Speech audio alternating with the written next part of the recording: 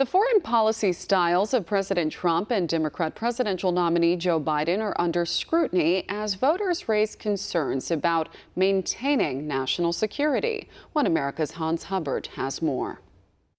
With the November presidential election drawing ever closer, domestic policy takes the forefront of voters' concerns. Yet, it is vital to consider the impact on global stability either choice would have as Americans prepare to cast their votes for the leader of the free world. When it comes to foreign threats, the divergent styles favored by President Trump and Democrat nominee Joe Biden are clearly exemplified by their policies, including the containment of Iran's Ayatollah regime. While Biden has previously stated only diplomacy can make headway with Iran, expressing doubts about the execution of General Qasem Soleimani, the president has repeatedly stressed the importance of using every tool in America's arsenal to oppose Iran's support of worldwide terrorism. As we continue to evaluate options in response to Iranian aggression, the United States will immediately impose additional punishing economic sanctions on the Iranian regime.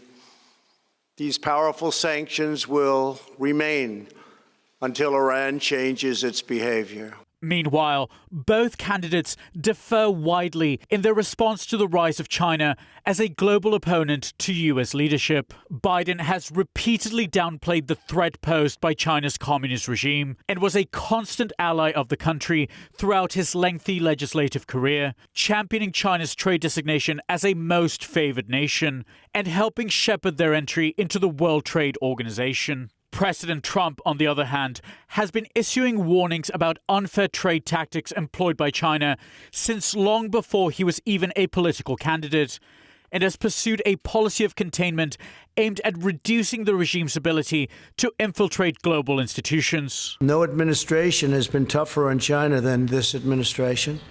We imposed historic tariffs. We stood up to China's intellectual property theft at a level that nobody's ever come close.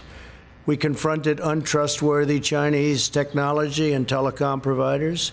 We convinced many countries, and I did this myself for the most part, not to use Huawei because we think it's an unsafe security risk. It's a big security risk. And when it comes to the promotion of worldwide peace, the Trump administration has not shied away from addressing larger issues, even making strides towards achieving a long elusive goal of American foreign policy: peace between Israel and its neighbors. My vision presents a win-win opportunity for both sides, a realistic two-state solution that resolves the risk of Palestinian statehood to Israel's security.